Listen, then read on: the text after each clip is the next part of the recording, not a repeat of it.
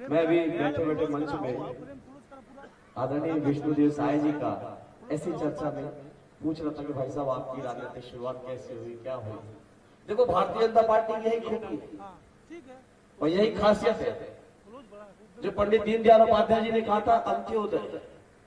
यानी भारतीय जनता पार्टी के गठन करके उनका उद्देश्य था कि भारत देश के अंदर अंतिम पंक्ति में बैठे सबसे गरीब व्यक्ति का उदय करना, उसको सक्षम बनाना, उसको समर्थ बनाना, उसको भी स्वाभिमान और सम्मान और संसाधनों के साथ जीवन जीने का अधिकार है।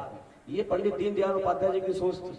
उन्होंने इसी सोच को लेकर ये पार्टी का गठन किया और आज इस पार्टी के शीर्ष नेता, जिनको मैं कहता हूं कि देवदूत है, ईश्वर के भेजे हुए दूत है, देवदूत आदरणीय नरेंद्र मोदी जी के नेतृत्व में भारत देश के अंदर अंतिम पंक्ति में बैठे व्यक्ति का भी आज उदय तो हो ही चुका है। अब तो गरीबी रेखा से भी बाहर निकलते आ रहे हैं और आने वाले समय में वो पूर्ण रूप से भारत को विकसित बना के, भारत तो तभी विकसित बनेगा जब हर व्यक्ति का विकास हो। तो अंतिम पंक्ति में बैठे व्यक्ति का विकास भारतीय जनता पार्टी की सोच के अनुसार तो हो ही रहा है, लेकिन पार्टी के अंदर भी, संगठन के अंदर भी कार्यकर्ताओं का भी उत्थान हुआ है। वही मैं आदरणीय मुख्यमंत्री जी से भी बात कर रहा था। हम देखते हैं पूरा देश टकटकी लगाए बैठा था कि जब राष्ट्रपति जी का निर्णय होना था, किसी ने सपने में नहीं सोचा होगा भारत देश के अंदर कि एक अनुसूचित जाति से, जनजाति से निकल के आने वाले हमारे पूर्व रामदास कोविंद जी को अचानक उठा के देश का राष्ट्रपति बना दिया गया। सोचा नहीं था, लोग पता नहीं कहां बड़े बड़े नाम सोच रहे थे। दोबारा राष्ट्रपति की बात जब आई तो भी बड़े बड़े नामों की लिस्ट आई, लेकिन अंत्योदय पार्टी के अंदर भी था।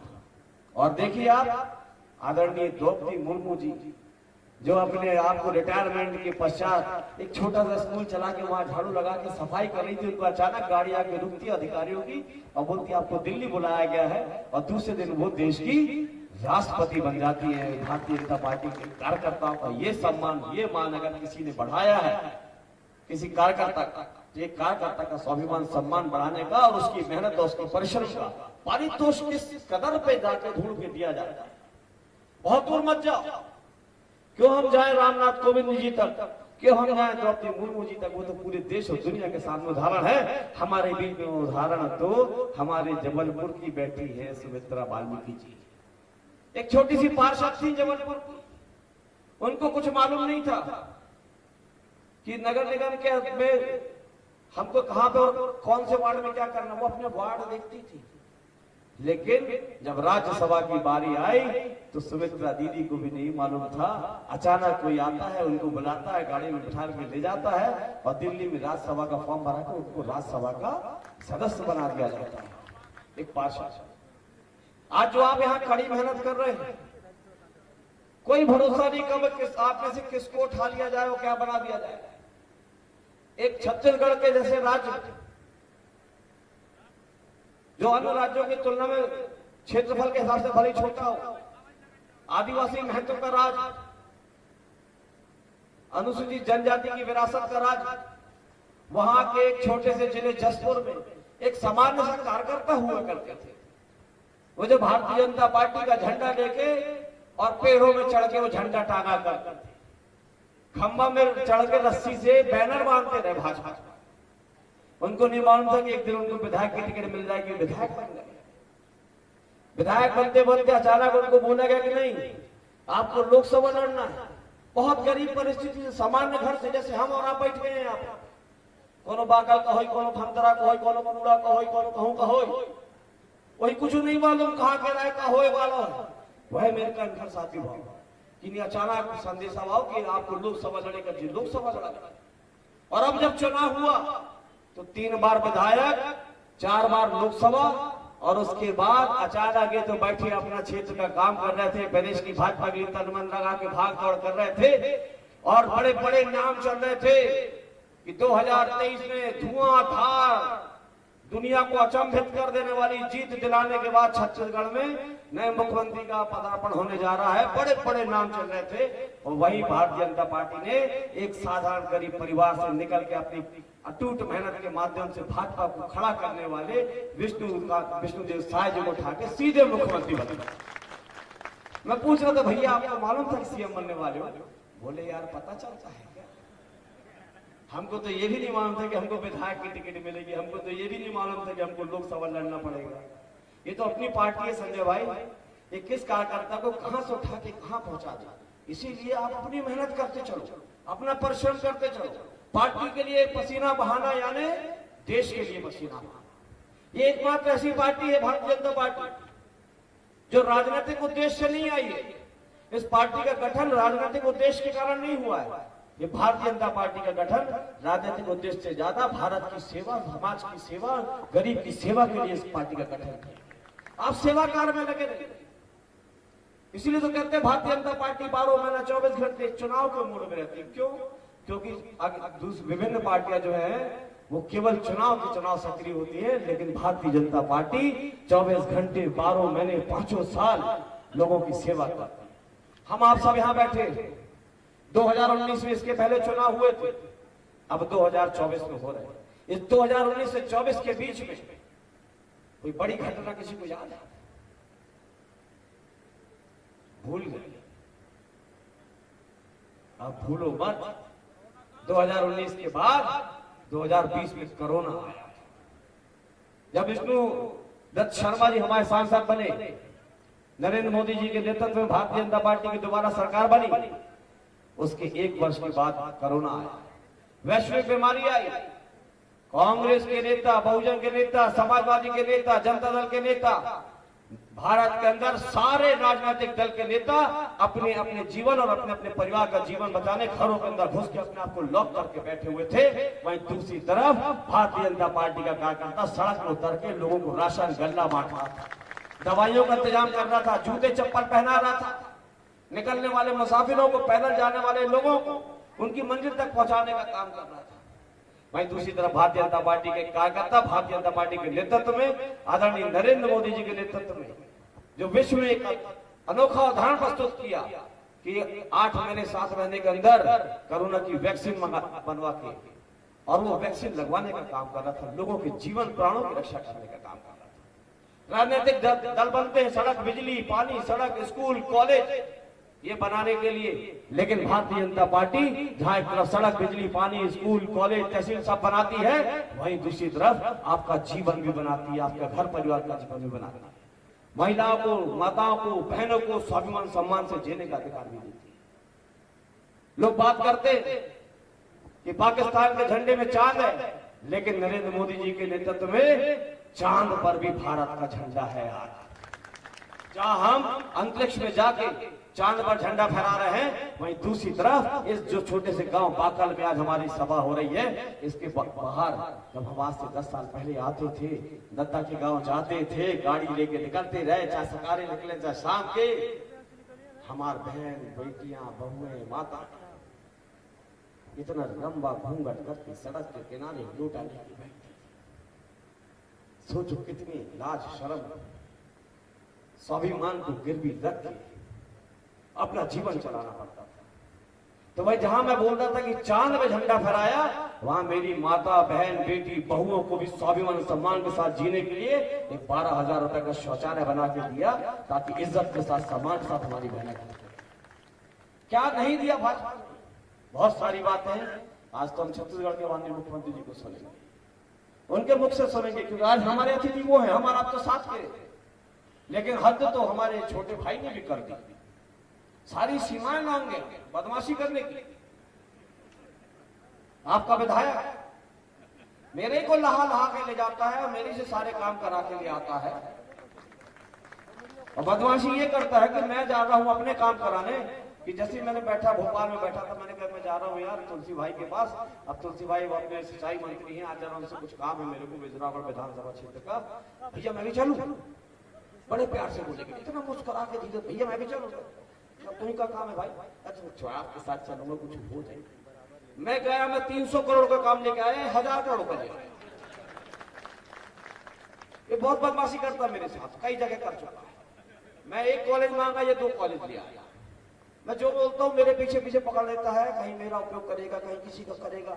लेकिन एक बात बताऊं, मास्टरपीस आइटम लिया, सही बता रहा। आप बता, अच्छा कौन सा काम रोका? 2018 का चुनाव हुआ, मैंने कहा एक बटन दबाओ डबल विधायक पाओ, बोला था कि नहीं बोला था? बोला था कि नहीं, बता सकते? अब हमने बोला कि एक बटन दबाओ डबल विधायक पाओ, एक तरफ गुड्डू भैया सेवा करेंगे, दूसरी तरफ संजू भैया सेवा करेंगे। या तारी बोले की जरूरत ही नहीं पड़ी, क्योंकि मेरे को विश्वास था कि गुड्डू रात दिन एक करेगा, मेहनत करेगा। माननीय मुख्यमंत्री जी, ये पठार क्षेत्र है, ये बाका जहां हम बैठे, यहां से लेके रीठी और देवाओं तक 1200 फुट तक पानी नहीं है जमीन के नीचे। 800, 1000, 1200 फुट तक पानी जमीन के नीचे नहीं है। और ये क्षेत्र हमको पानी ढो ढो के लोगों को पीने के पानी की व्यवस्था करना पड़ती थी। आज हमारे एक एक गांव में पीने के पानी की व्यवस्था होने जा रही है। हर गांव में पानी आएगा, खेतों में पानी पहुंचेगा, सारी योजना मंजूर होकर स्वीकृत होकर टेंडर होंगे। सैकड़ों साल में ये पठार क्षेत्र सूखा पड़ा था प्यास के लिए, पानी के लिए। इसकी प्यास बुझने जा रही है, तुम्हारे खेतों की प्यास बुझने जा रही है। तुम्हारे नौजवान बेरोजगार लड़कों के लिए school, college, institute, CM rise school, क्या कुछ नहीं दिया। तो गुड्डू के ऊपर ऐसी आशीर्वाद बना के रखिए। मेरा तो सदैव मेरे छोटे भाई अनुज पे आशीर्वाद है। लेकिन अब बात करते हैं, हम इस लोकसभा चुनाव की 2 मिनट में बात खत्म करेंगे। भैया आदरणीय बीडी शर्मा जी अपने सांसद हैं। बहरीबंद बाकल इस क्षेत्र लगभग पिछले 5 साल में कितने बार आए होंगे? 15-20 बार तो मिनिमम आए होंगे। अब मुझे बता दो कि 1950 से लेके 2019 तक जितने भी सांसद हुए, अगर सबका दौरा जोड़ ले तो 20 बार ना हो। 20 बार ना आए सगले मिलके 50 साल के सांसद। लेकिन ये अकेले सांसद विष्णु दत्त शर्मा जी, ये अपने 5 साल में 20 चक्कर तो तुम्हारे बहरीबंद बाका क्षेत्र लगा रहे थे, मोरे बिजरावड़ लगा दे, कटनी लगा दे, सगले हार भागते रहे। और वो भी तब जब उन्होंने हमारे क्षेत्र का सांसद बनकर जहां पर हमको गौरवान्वित किया, वही भारतीय जनता पार्टी ने उनको प्रदेश का अध्यक्ष बना के हम सब कार्यकर्ताओं पर मान सम्मान गौरव बढ़ाया। अब इस चुनाव में वैसे भी सांसद का चुनाव काय के लाने होता है? देश की सरकार बनाने। आप में से कितने लोग चाहते हैं कि अगला प्रधानमंत्री देश का बने? वो हाथ खड़ा करके बताए कितने लोग चाहते हैं राहुल गांधी बने? ये हाथ खड़ा किए तुम्हारे पहले कहा खड़ा कर लेते हुए, सुनते रहा करो पहले। कितने चाहते हो कि राहुल गांधी या विपक्ष का कोई ममता दीदा कोनो नेता प्रधानमंत्री बने? काटे हाथ खड़ा कर, वो चाह रखा। कितने चाहते हो नरेंद्र मोदी प्रधानमंत्री बने?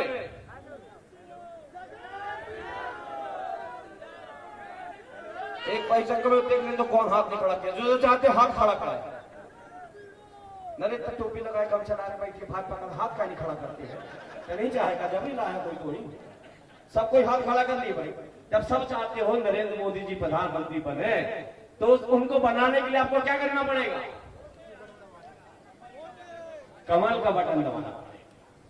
देखो, सांसद का काम सरकार बनाने का, सांसद का काम विधायक को मजबूती प्रदान करने का। सांसद विधायक को मजबूती प्रदान करेगा, विधायक नीचे क्षेत्र के काम कराएगा। इसलिए सांसद जी के लिए हमको आपको सबको कमल का बटन दबाना है और विष्णु दत्त शर्मा जी को इस बार 9 लाख से ज्यादा मतों से चुनाव जिताना। एक तरफ कमल का बटन दबाना है, भारत माता के मस्तक में जो आदरणीय नरेंद्र मोदी अमित शाह जी ने कश्मीर रूपी 370 धारा अटक करके मुकुट पहनाया है, उसका अभिवादन करना है और कमल का बटन दबाना। आप में से कितने राम भक्त बैठे हैं यहाँ पे? 550 साल बाद भगवान श्री राम पहली बार 17 तारीख को अपना जन्मदिन अपने अयोध्या धाम में मनाए। अगर राम का मंदिर किसी ने बनाया है तो वो है, आवाज नहीं आई, कौन ने बनाया? तो अब हमें क्या करेगा पड़ी? कमल का बटन दबाना है। तो आप सबसे आग्रह है कि राम मंदिर देने वाले नरेंद्र मोदी जी, कश्मीर को धारा 370 अलग करने वाले मोदी जी, हमारे सैनिक 40 सैनिक मारे, हमने पाकिस्तान के अंदर घुस के 400 पाकिस्तानी आतंकवादी मारे, ये दिलाने वाले नरेंद्र मोदी गौरव दिलाना। राम भारत की सुरक्षा जहां भारत का मान, भारत का सम्मान, भारत का गौरव, भारत को विश्व गुरु, भारत को सर्वश्रेष्ठ राष्ट्र, भारत को सर्वसंपन्न राष्ट्र बनाने वाले एक तरफ नरेंद्र मोदी जी हैं, वहीं दूसरी तरफ आज आपके बीच में हमारे छत्तीसगढ़ के मुख्यमंत्री विष्णु देव साय जी आज आपके बीच में आए। और विष्णु जी का नाम ही अपने आप में पर्याप्त होता है, और आपके नाम के आगे तो विष्णु देव भी लगा है। भगवान को अंग्रेजी में क्या बोलते हैं? God, GOD God. जी से जनरेटर यानी पैदा करने वाला, तो वो कौन है? सृष्टि बनाने वाला, पैदा करने वाला ब्रह्मा जी यानी जी। ओ से ऑर्गेनाइजर, ऑपरेटर, सृष्टि को चलाने वाला, वो कौन है? विष्णु देव जी। और डी से डिस्ट्रॉयर, मिटाने वाला यानी कालो काल महाकाल यानी भगवान महेश शंकर जी। तो ब्रह्मा विष्णु महेश, ब्रह्मा जी जन्म देते हैं, विष्णु जी चलाते हैं, और महेश तो जीओडी गॉड, तो ऑर्गेनाइजर। तो बिना विष्णु जी के कुछ नहीं चलता। तो जब बिना विष्णु जी की सृष्टि नहीं चल रही है, तो आज विष्णु जी के नाम पर छत्तीसगढ़ भी प्रगति और उन्नति के पथ पे आगे चल रहा है। और दूसरे विष्णु जी हैं जो खजुराहो लोकसभा के लिए चुनाव लड़ रहे हैं, उनको भी हम मजबूती प्रदान करके भेजे, ताकि ईश्वर की कृपा भी बरसे और उस दत्ता की पवित्र पावन भूमि पर जल का प्रवाह भी हर खेत में हो, हर घरों में हो, और देश के अंदर भी विकास, उन्नति, तरक्की हो। इसीलिए मेरा आप सबसे आग्रह है कि पंच तत्वों से बने इस मानव शरीर को अगर किसी ने चलाया है, इस सृष्टि को किसी ने चलाया है, तो वो नवग्रह है। नवग्रह ना होंगे तो सृष्टि रुक जाएगी, पंच तत्वों में बना शरीर भी रुक जाएगा। तो इसलिए चाहे नवग्रह की पूजा करो, चाहे नवग्रह हम सबको चलाएं। 9 का आंकड़ा ब्राह्मण होने के नाते कहता हूं सबसे पवित्र होता है। इसीलिए आपसे हाथ जोड़कर विनम्रता से अपील करने आया हूं कि कम से कम 9 के आंकड़े से जीत होनी चाहिए, और 9 लाख से ज्यादा मतों से आदरणीय विष्णुदत्त शर्मा जी को जिता के एक कमल की माला खजुराहो लोकसभा क्षेत्र से नरेंद्र मोदी जी के गले में डालना है। सब तैयार है? तो एक बार जोरदार नारा लगाएंगे, जय जय श्री राम, जय जय श्री राम, बोलो सियावर रामचंद्र की। 17 तारीख को प्रभु श्री राम का जन्मदिन मनाया है, और 26 तारीख को मतदान के 3 दिन पहले हमारे भगवान महाबली श्री हनुमान का जन्मदिन भी आने वाला है। तो उसकी भी हनुमान जयंती का आपको अग्रिम शुभकामनाएं। परम पूज्य गुरुदेव हमारे देव पावकर साथी पूज्य दत्ता जी के श्री चरणों पर नमन आप सबको प्रणाम करता हूं। और आदरणीय छत्तीसगढ़ के सम्माननीय मुख्यमंत्री जी विष्णु देव जी का मैं हार्दिक अभिनंदन, स्वागत, वंदन करता हूं कटनी जिले की इस पवित्र पावन धरा पे हमारे भौरीबंद विधानसभा क्षेत्र। और साथ ही में उनको आमंत्रित करता कि आए और हम सभी को अपना मार्गदर्शन प्रदान करें। आदरणीय विष्णु देव साय जी।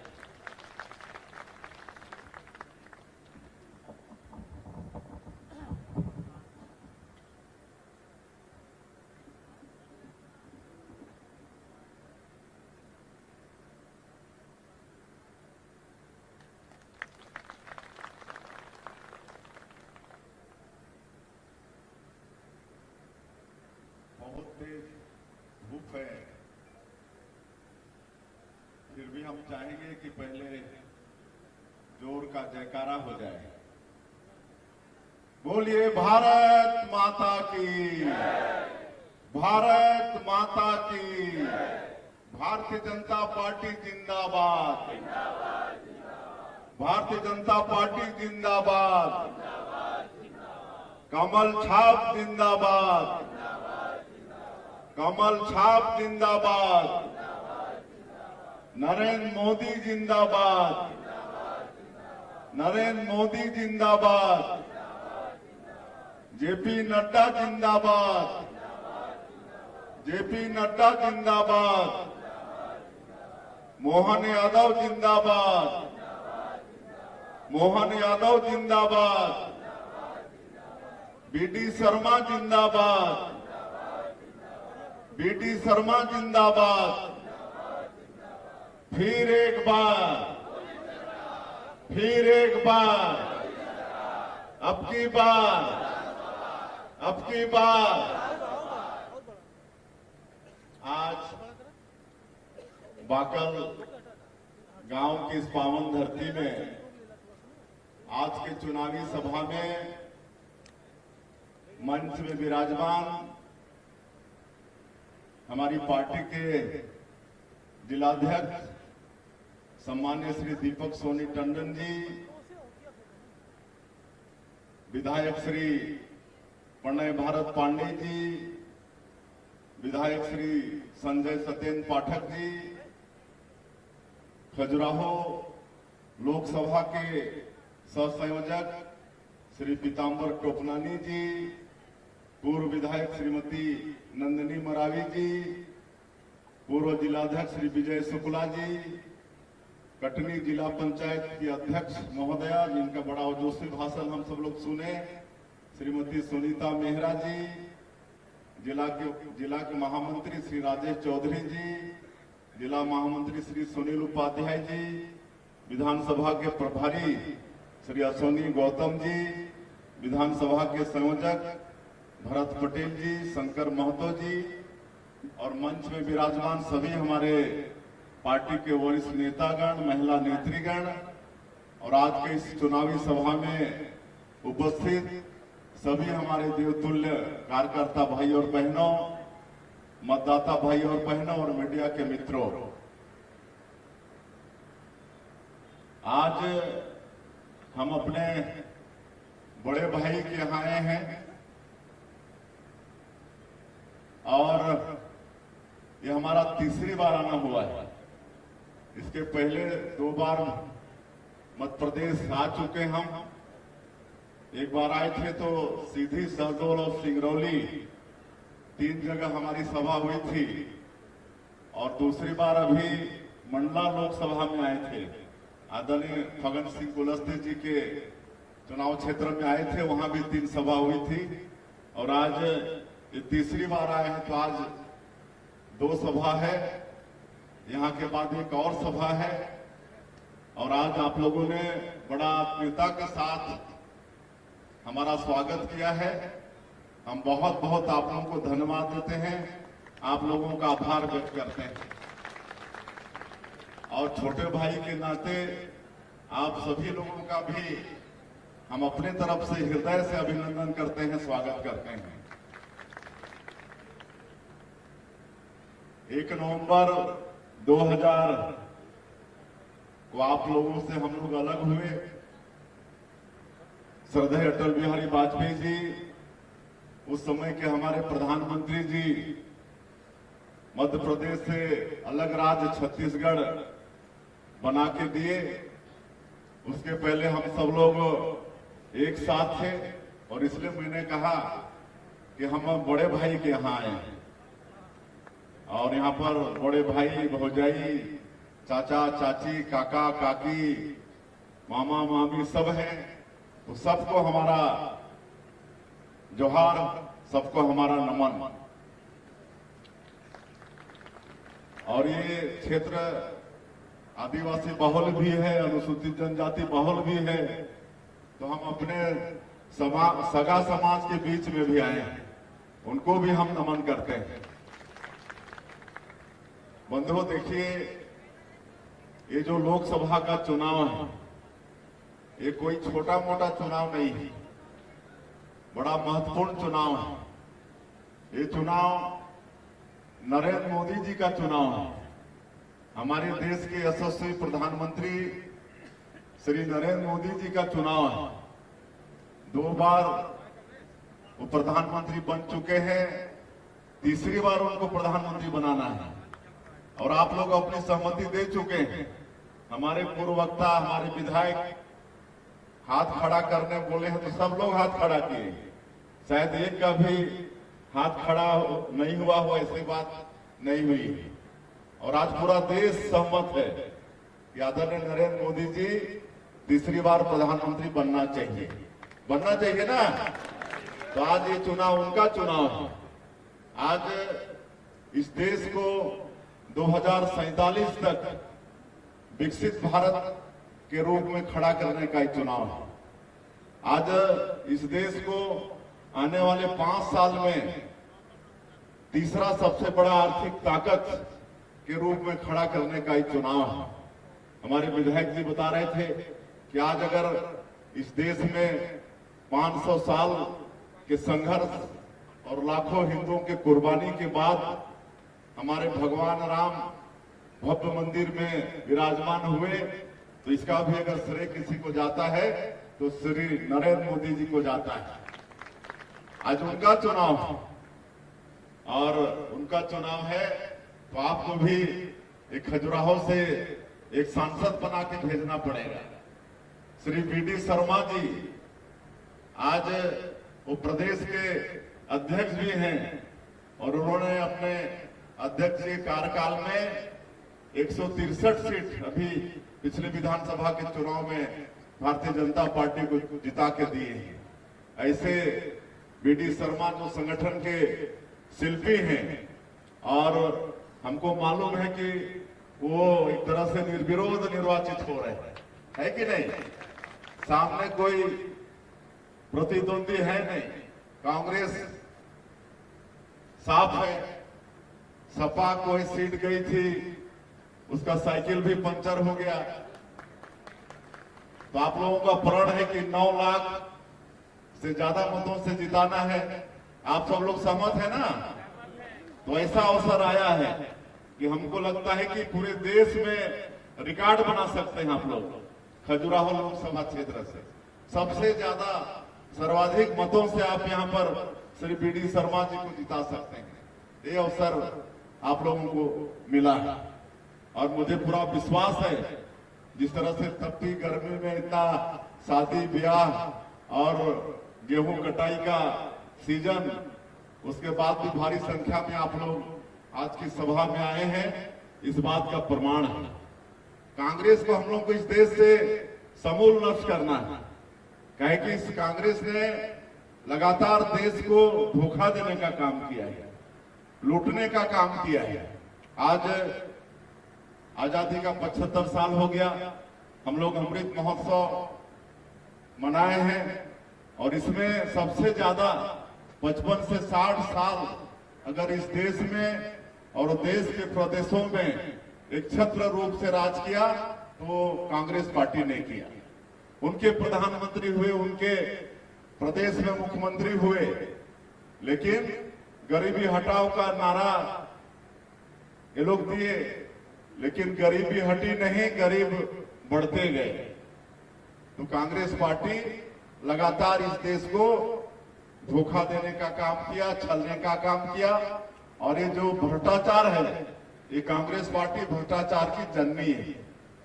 आज एक भी प्रधानमंत्री आजादी के बाद से कांग्रेस के जितने हुए हैं, सबके ऊपर कोई ना कोई भ्रष्टाचार का आरोप है, चाहे वो पंडित जवाहरलाल नेहरू हो, चाहे स्वर्गीय श्रीमती इंदिरा गांधी हो, चाहे राजीव गांधी हो। राजीव गांधी की तो सरकार चली गई थी बोफोर्स तोप घोटाला में, और जब 10 साल मनमोहन सिंह की यूपीए की सरकार थी तो उस समय तो आप रोज समाचार पत्र उठा के या टीवी चैनल खोलते थे तो सबसे पहले कोई ना कोई स्कैंडल सामने आता था। क्या क्या स्कैंडल नहीं किए, कोलगेट घोटाला, कॉमनवेल्थ गेम घोटाला, मतलब धरती आकाश पाताल कहीं नहीं छोड़े। और इसी का परिणाम है कि आज देश की जनता का विश्वास कांग्रेस पार्टी से उठ गया है और आज ये लोग रसातल की ओर जा रहे हैं। आने वाले कुछ दिनों में खोदने से भी ये कांग्रेसी मिलेंगे नहीं। तो ऐसा ये कांग्रेस पार्टी को सबक सिखाना है। वैसे मध्य प्रदेश और छत्तीसगढ़ में बहुत अच्छा रिजल्ट हम लोग देते हैं। आप लोग यहाँ 29 के 29 सीट जिता के भी दिए हैं और हम लोग छत्तीसगढ़ में भी अभी 9 हैं, इसके पहले 2 बार 10-10 सीट जिता के दिए हैं। तो ये हमको याद आता है स्वर्गीय कुशाभाऊ ठाकरे, सुंदर सिंह भंडारी, पटवा जी जैसे नेताओं का जो अविभाजित प्रदेश में भारतीय जनता पार्टी का संगठन खड़ा किए और इतना मजबूत भारतीय जनता पार्टी का संगठन शायद कोई दूसरे प्रदेशों में नहीं होगा। और भारतीय जनता पार्टी को बहुत अच्छा रिजल्ट हम लोग मध्य प्रदेश में भी देते हैं और छत्तीसगढ़ में भी देते हैं। तो ये अवसर आया है कि फिर से आप 29 का 29 सीट जीतिए। हम लोग भी छत्तीसगढ़ में इस बार प्रण किए हैं कि पूरी 11 की 11 सीट लोकसभा का भारतीय जनता पार्टी को जिता के और 11 कमल नरेंद्र मोदी जी को भेजेंगे, हम लोगों ने प्रण किया है।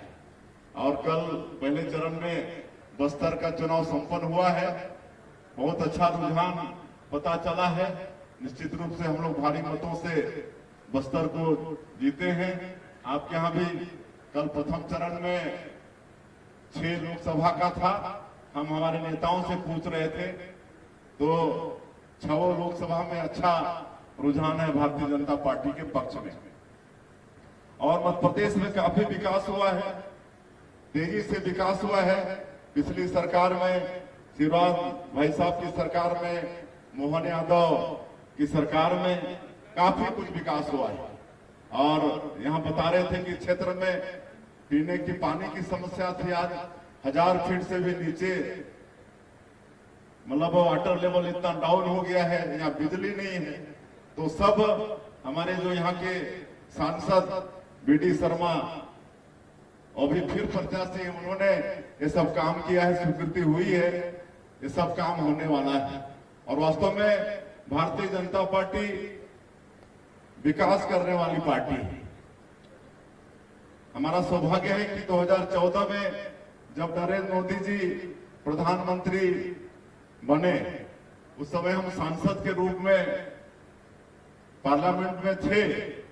और पहला जब उनका प्रधानमंत्री के रूप में भाषण हुआ पार्लियामेंट में, तो उन्होंने कहा था कि मेरी ये सरकार गरीबों के लिए समर्पित सरकार रहेगी। और आप लोगों ने देखा कि उनका पहला 5 साल का कार्यकाल पूरा गरीबों के लिए समर्पित रहा। उन्होंने गरीबों के लिए प्रधानमंत्री आवास का शुरुआत किया। 4 करोड़ प्रधानमंत्री आवास बन चुका है इस देश में। आज हमारे विधायक जी बता रहे थे, माता बहनों का सम्मान, उनके लिए शौचालय, आज वही स्थिति छत्तीसगढ़ में भी थी। हमारी माताएं बहनें शौच के लिए, विशेषकर बरसात के दिनों में जब कोई जगह नहीं रहता था तो गांव के एंट्रेंस में रोड के किनारे बैठे हुए मिलती थी। लेकिन आज अगर हमारी माता बहनों का भी सम्मान बचाने का काम किसी ने किया तो हमारे देश के यशस्वी प्रधानमंत्री नरेंद्र मोदी जी ने किया। आज हमको मालूम है 2014 में इस देश में 18,000 गांव में बिजली नहीं पहुंची थी। 18,000 गांव बिजली से अछूता था। आदरणीय मोदी जी ने प्रण लिया कि पहले वहां बिजली पहुंचाना है और सौभाग्य योजना इस देश में लागू किया। हर घर बिजली, घर घर बिजली, सौभाग्य योजना। और आज 18,000 गांव में बिजली पहुंचा। गरीबों के बैंक के खाते नहीं होते थे, आज जनधन खाता में 45 करोड़ से ज्यादा खाता खुला। आज जो भी सरकार पैसा भेजती है लोगों तक 100% पैसा पहुंचती है। नहीं तो आप लोगों को मालूम है कांग्रेस के एक प्रधानमंत्री क्या बोले थे, उनकी सरकार थी और पब्लिक मीटिंग में बोले थे कि हम दिल्ली से 1 रुपया भेजते हैं तो बाकल तक वो 15 पैसा पहुंचता है। 85 पैसा खा जाते थे, या तो कांग्रेस के नेता खा जाते थे या अधिकारी खा जाते थे, लीकेज होता था। लेकिन आज जनधन खाता खोलने से मोदी जी 1 रुपया भेज रहे हैं दिल्ली से तो 1 रुपया बाकल में पहुंच रहा है। ये सब अंतर है, ये सब अंतर है। तो ये सब आप सब लोग जानते हैं, मुझे ज्यादा गिनाने की आवश्यकता ये सब नहीं है। सारा विकास का काम भारतीय जनता पार्टी करती है और इसीलिए आज विश्व की सबसे बड़ी राजनीतिक पार्टी के रूप में हम लोग हैं। विश्व की सबसे बड़ी राजनीतिक पार्टी के रूप में हमको मालूम है एक समय ये पार्टी ऐसी थी जहां 2 सांसद हमारे हुआ करते थे और उस समय कांग्रेस के लोग अटल जी पर हंसते थे। और उस समय परिवार नियोजन में एक नारा था, हम 2 हमारे 2। तो अटल जी को बोलते थे, अटल जी हम 2 हमारे 2। तो अटल जी बोलते थे, हंस लो, आज तुम लोगों का समय है, लेकिन एक दिन हमारा भी समय आएगा, सूरज निकलेगा, अंधेरा छटेगा और कमल खिलेगा। आज कमल खिल रहा है ना, कमल खिल रहा है। आज हम लोग उन पर हंस रहे हैं। आज क्या कांग्रेस की दुर्गति हो गई, बिखराव हो रहा है। रोज पूरे देश में, प्रदेश में, हर कार्यक्रम में आज कांग्रेसी छोड़ छोड़ के भारतीय जनता पार्टी में आ रहे हैं। ये बिखरा हो गया, आज घर इन लोगों से संभल नहीं रहा है और भारत जोड़ो यात्रा की लोग बात करते हैं। इनसे घर नहीं संभल रहा है और भारत जोड़ो यात्रा की बात करते हैं। ये कितना हास्यास्पद बात है। आज न्याय यात्रा की बात करते हैं, अपने लोगों को न्याय नहीं दे पा रहे हैं। हमारे यहाँ अभी भूपेश बघेल राजनांदगांव से चुनाव लड़ रहे हैं, 5 साल मुख्यमंत्री रहे और 5 साल उन्होंने छत्तीसगढ़ को लूटने का ही काम किया। 2018 के विधानसभा चुनाव में बहुत बड़ा जनादेश छत्तीसगढ़ की जनता ने उनको दिया था। 70-71 सीट तक उनके पास थी, इतना बड़ा विश्वास, और 36 वादा किए थे जन घोषणा पत्र में। 5 साल में एक भी वादा पूरा नहीं किए, बल्कि छत्तीसगढ़ को लूट लिए, भ्रष्टाचार का गढ़ बना दिए, अपराध का गढ़ बना दिए। कोयला में भ्रष्टाचार, रेत में भ्रष्टाचार, शराब में भ्रष्टाचार। शराब के दुकान में तो दो काउंटर, एक काउंटर का हिसाब किताब सरकार के खजाने में, तो दूसरे काउंटर का हिसाब किताब सीधा दिल्ली, उनके आला कमान सोनिया गांधी और राहुल गांधी और प्रियंका गांधी, वहां तक पहुंचता था। तो ऐसा भ्रष्टाचार, और तो और नरवा गरवा घुरवा बारी, उनका जो फ्लेक्सिब स्कीम था उसमें गोबर तक खा गए। और आज परिणाम यह है कि कई कांग्रेसी आज जेल के अंदर है, जो अधिकारी उनका सहयोग किए वो जेल के अंदर है। आज 6-6 महीना 7 भर से उनका बेल नहीं हो रहा है, लगातार उनका बेल खारिज हो रहा है। और 2023 के विधानसभा चुनाव में छत्तीसगढ़ की जनता उनको सरकार से आउट कर दी। तो ये कांग्रेस की संस्कृति है, ये कांग्रेस की संस्कृति है। आज लगातार हम लोग छत्तीसगढ़ में जब से सरकार में आए हैं नक्सलवाद से लड़ाई लड़ रहे हैं। अभी 2-3 दिन पहले अभी तक की सबसे बड़ी सफलता हमारे सैनिकों को मिली है, 29 नक्सली एक दिन में मारे हैं। उसमें भी प्रश्न चिन्ह खड़ा कर रहे हैं, उसको भी बोलते हैं कि ये नकली है, नकली मुठभेड़ है, जबकि नक्सली लिस्ट जारी कर रहे हैं कौन कौन मारे गए हैं। उसमें 2 नक्सली 20-20 लाख के इनामी, एक नक्सली 10 लाख का इनामी। और उसको ये लोग तो सर्जिकल स्ट्राइक और एयर स्ट्राइक जो मोदी जी किए पाकिस्तान के ऊपर में, उसमें भी प्रश्न चिन्ह खड़ा करने वाले हैं। ऐसे लोग, ये कांग्रेसी लोग सैनिकों का मनोबल गिराने वाले। तो अब इनकी दुर्गति मतलब होने वाली है। लोग पूरी तरह से, इनका जहाज में छेदा हो गया है और कभी भी इनका जहाज डूब सकता है, यही स्थिति है। तो ऐसे मतलब कांग्रेस को सबक सिखाना है। आने वाला 26 अप्रैल को आप सभी लोगों को अपना बहुमूल्य वोट का इस्तेमाल करना है। और जैसे मैं कह रहा था कि यहाँ पर आदिवासी बंधु भी बहुत हैं, तो मैं आप लोगों को बताना चाहूंगा कि जितना मान और सम्मान आदिवासियों का भारतीय जनता पार्टी में है, उतना कांग्रेस में एकदम नहीं है। कांग्रेस पार्टी खाली बंधुआ मजदूर समझ के रखती थी, खाली बंधुआ मजदूर, खाली वोट बैंक के रूप में इस्तेमाल करती थी। लेकिन आप लोगों ने देखा कि जब भारतीय जनता पार्टी की सरकार आई तो आज मतलब आदिवासियों के लिए अटल बिहारी वाजपेयी जी अलग से मंत्रालय का गठन किए कि नहीं। आज जो करोड़ों आदिवासी हैं पूरे देश में, उनके विकास के लिए भारत सरकार में पहली बार आदिम जाति कल्याण मंत्रालय का गठन किए। आज आदिवासी उसमें मंत्री रहते हैं और इतना बजट है कि हमारा छत्तीसगढ़ सरकार के बजट से ज्यादा आदिवासी कल्याण मंत्रालय का बजट है। और आज आदिवासी क्षेत्रों का विकास हो रहा है। आज देश का जो सर्वोच्च पद है महामहिम राष्ट्रपति का, उसमें हमारे समाज की बहन श्रीमती द्रौपदी मुर्मू आज वो विराजमान है। आज छत्तीसगढ़ प्रदेश में हमारे विधायक जी बता रहे थे, मैं एक गांव का किसान का बेटा, आदिवासी का बेटा, कभी सपने में हम सोचे नहीं थे कि कभी हम मुख्यमंत्री का पद भी संभालेंगे। लेकिन आज नरेंद्र मोदी जी भारतीय जनता पार्टी ने वो दायित्व भी हमको सौंप दिया। तो ये भारतीय जनता पार्टी में ही संभव है, भारतीय जनता पार्टी में ही लोकतंत्र है, भारतीय जनता पार्टी में ही कार्यकर्ताओं का मान और सम्मान है। इसमें एक छोटा कार्यकर्ता भी आज एक चाय बेचने वाला भी प्रधानमंत्री बन सकता है, एक आदिवासी का बेटा भी मुख्यमंत्री बन सकता है। ये लोकतंत्र भारतीय जनता पार्टी में है। बाकी सब पार्टी में परिवारवाद है, उन्हीं के बच्चे अगला कमान संभालेंगे, चाहे वो योग रहे चाहे योग नहीं रहे। और इसीलिए सब पार्टी रसातल की ओर जा रहे हैं और भारतीय जनता पार्टी आगे बढ़ रही है। तो मुझे और ज्यादा कहने की आवश्यकता नहीं है, आप सब लोग समझदार हैं।